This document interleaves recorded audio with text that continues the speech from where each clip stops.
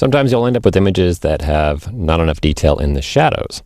And here's a good example of that. Let's open up this raw file inside Camera Raw. Again, since it is a raw file, we can just double click and that will invoke the Camera Raw dialog here. And I want to open up those shadows to reveal the hidden detail. You can see the grass is really dark here. I don't see any detail in their jeans at all. I'm going to go ahead and grab the fill light slider. So recovery is for getting highlight detail back. Fill light is for opening up the shadows and revealing shadow detail.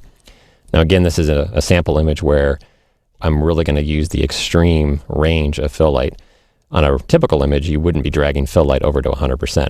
But again, I just want to show you the kind of the power of fill light. Now, depending on how bad the shadow detail is or how dark your image is, you might also combine fill light with the exposure slider, just like you might combine exposure with recovery, depending on what the problem of the image is. So since this image is too dark, I'm going to take the exposure slider and drag it to the right to make the overall image pop a little bit. And you can see now I've recovered fantastic detail in the shadows.